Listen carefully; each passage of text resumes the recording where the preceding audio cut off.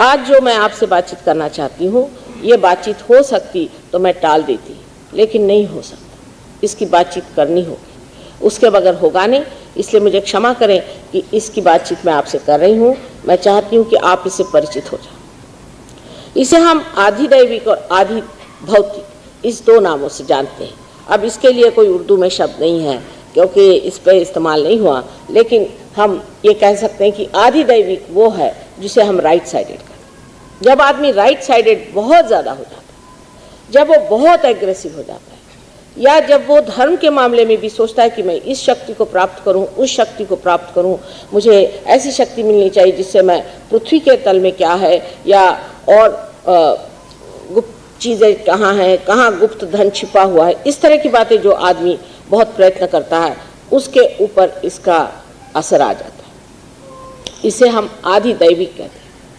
ये right side में होती है, जो कि पिंगला नाड़ी से परे, जो हमारे अंदर जगह बनी हुई उस जगह में होती है। इसे सुप्रा कॉन्शियस एरिया कहते हैं। ये सुप्रा कॉन्शियस एरिया जो है हम सबके अंदर बसी है। जब आदमी इस तरह से बहुत एग्रेसिव हो जाता है, तो जो लोग अपने महत्वाकांक्षा एम्बिशंस को लेकर के मरे हुए हैं, ऐसे बहुत से साइंटिस्ट हो सकते हैं और आर्किटेक्ट्स हो सकते हैं, डॉक्टर्स हो सकते हैं, ऐसे बहुत से लोग होते हैं जो कि ऐसी इच्छाएं लेके मरे हैं कि हम मर्क्यूरी से सोना बनाएं, इस तरह की विक्षिप्त जिन्होंने अपनी इच्छाएं रखी हुई हैं, ऐसे जीव जब संसार में मरते हैं और उनका एग्रेशन पूरा नहीं होता, तो वो इस एरिया में हमारे रहते हैं, जिसे कि हम सुप्रा कॉन्शियस से परे उसके नज़दीक ही जो कलेक्टिव सुप्रा कॉन्शियस है,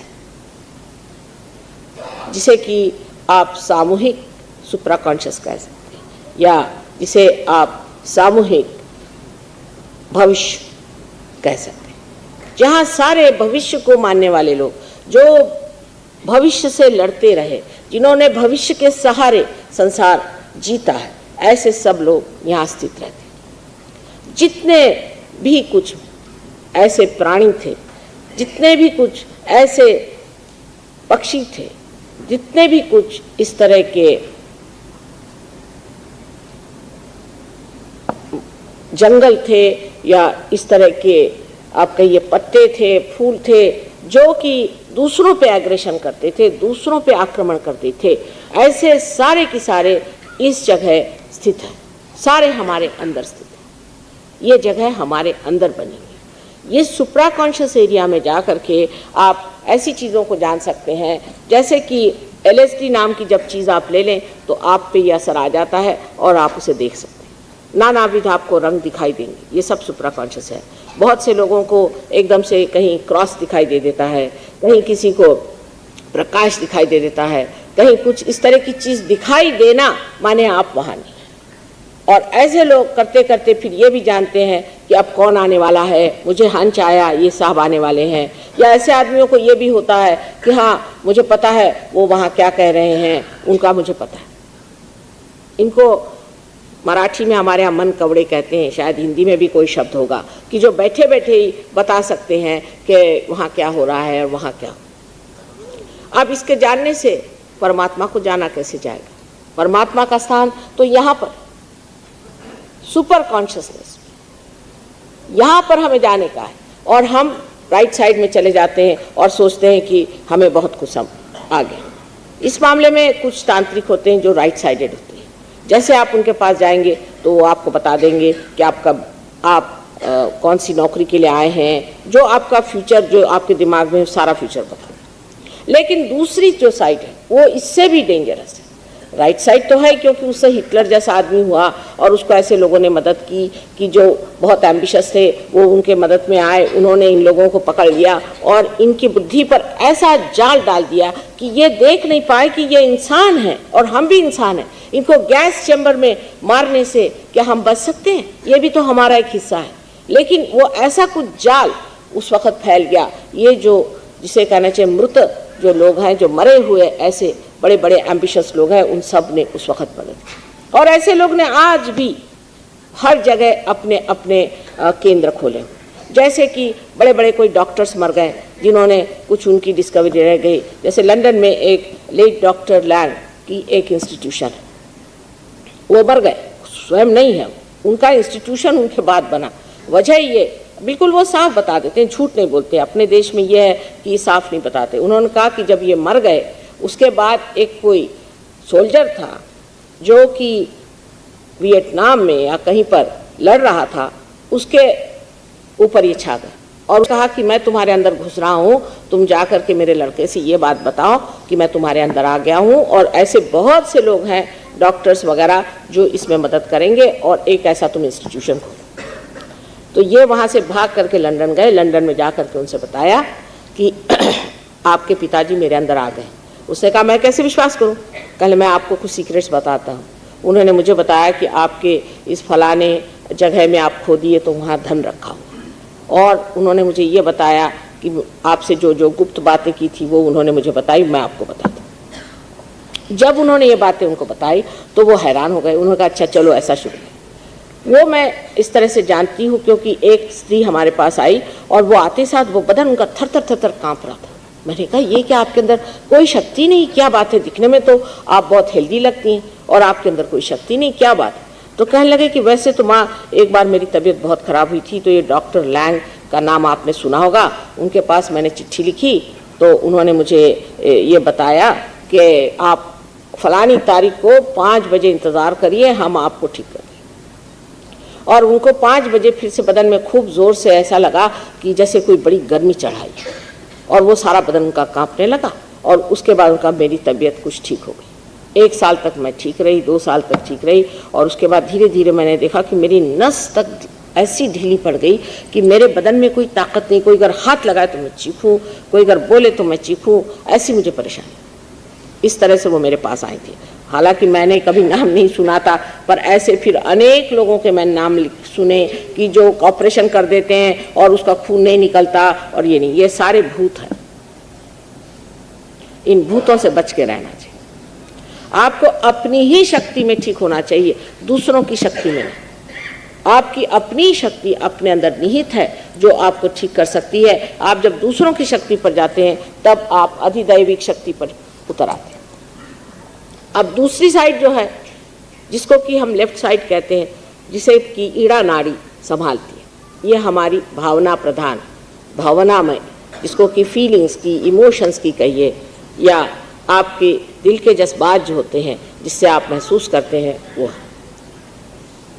ये जो नाड़ी है, ये जब बहुत ज़्यादा कार्यान्वित होती है तो आपने सुना होगा कि तामसिक स्वभाव के जो लोग होते हैं वो इससे प्लावित होते हैं, इससे इन्फ्लुएंस्ड होते हैं।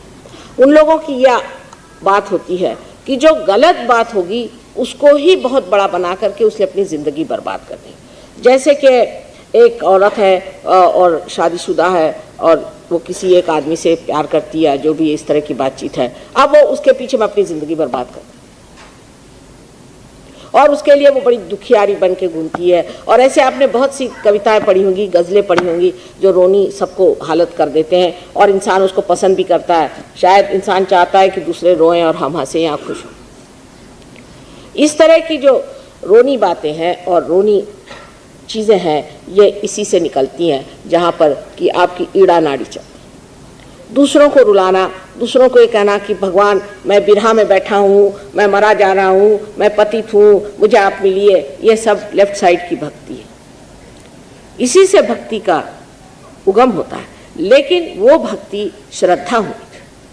वो कृष्ण ने जो कहा है कि अनन्य भक्ति होनी चाहिए। उन्होंने कहा कि पुत्र जो आपको देना हो तो आप मुझे दीजिए, लेकिन अनन्य भक्ति करें।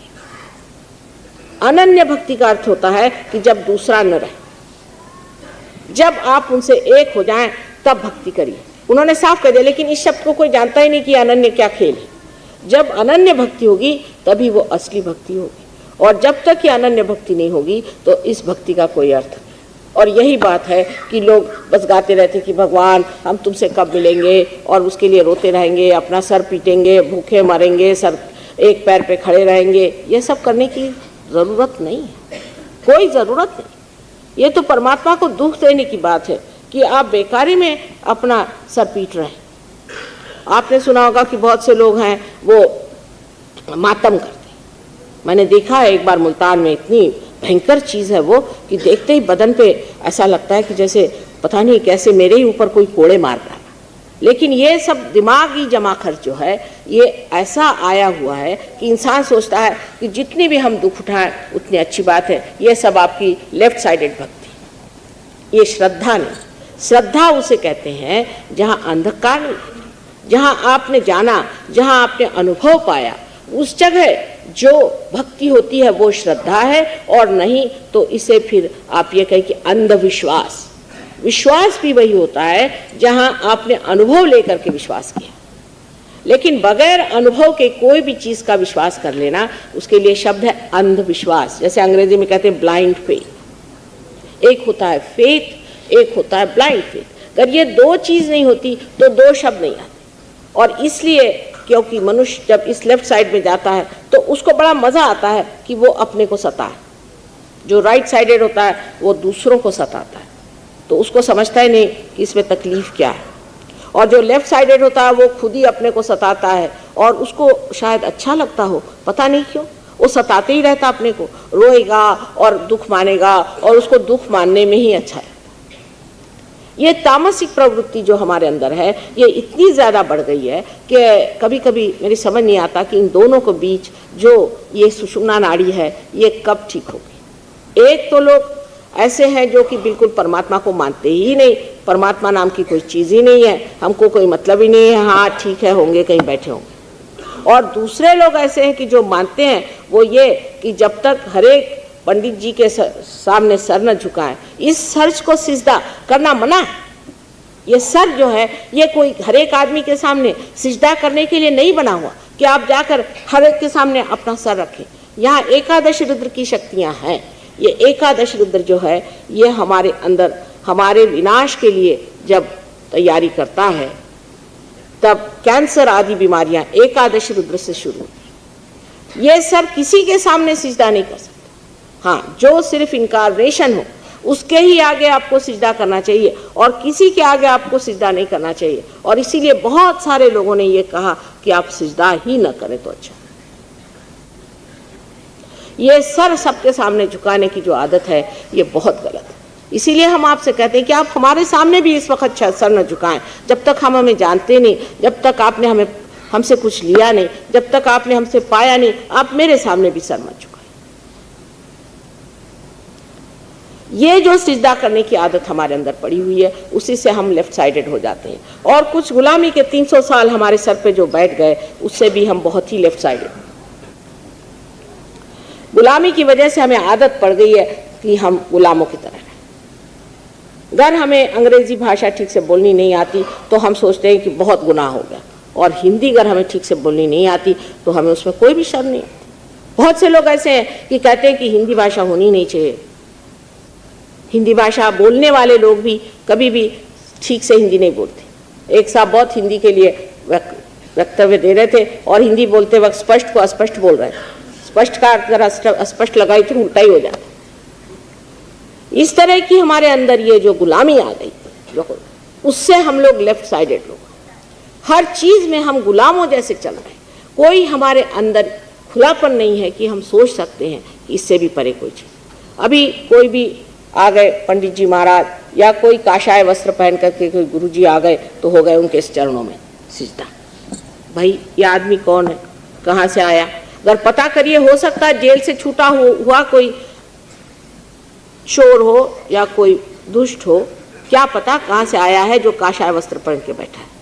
काशाय वस्त्र को सर झुकाने की हमारी जो आदत है उसे हमें छोड़ देना चाहिए, क्योंकि जो काशाय वस्त्र पहना है उसको हमारे घर गृहस्थी के लोगों से क्या मतलब। आप अगर संस्कृत पढ़ते हो तो वाल्मीकि रामायण में सीता जी ने एक पूरा अध्याय लिखा कि जो आदमी सन्यासी है उसको किसी भी गृहस्थ की दहलीज लांघने का अधिकार नहीं, न ही उसको किसी भी नगर में आने का अधिकार है, नगर से बाहर उसे रहना चाहिए। और हम लोग किसी भी काशाय वस्त्र वाले पे इस तरह से टूट पड़ते हैं। इधर तो हमारा घर चलाना, गृहस्थी चलाना, ये सारा कार्य, यही एक बड़ा भारी यज्ञ है कि विवाहित होकर के अपने बाल बच्चों को धर्म में रखना, ये बहुत बड़ा यज्ञ है। और जो हम मेहनत की कमाई करती हैं वो क्या है, इन लोगों के लिए जो कि कुछ मेहनत नहीं करते हैं और बदतमीजी करते हैं, और उनको हम सारा अपना पैसा दे दें? मैंने आपसे पहले कहा कि सहयोग ये समाजोन्मुख है। आपको आश्चर्य होगा कि अगर कोई काशाय वस्त्र पहन के आए तो उसे हम रियलाइजेशन नहीं दे पाते, क्योंकि झूठ है, मिथ्या बात है कि आप काशाय वस्त्र पहने। अगर आप सन्यासी हैं तो आप अंदर से सन्यास में। आपने जाना है कि राजा जनक को विदेही कहा जाता था और इसीलिए सीता जी को भी वैदेही कहा जाता था। जो आदमी सन्यासी है वो अंदर से छूटा हुआ। क्या गुरु नानक साहब ने विवाह नहीं किया था? क्या तुकाराम ने विवाह नहीं किया था? जो लोग 40 साल से ऊपर तक रह गए सबने विवाह किया, लेकिन जिनकी बहुत ही पहले मृत्यु हो गई उन्होंने विवाह नहीं किया, और किसी कारणवश विवाह नहीं किया हो।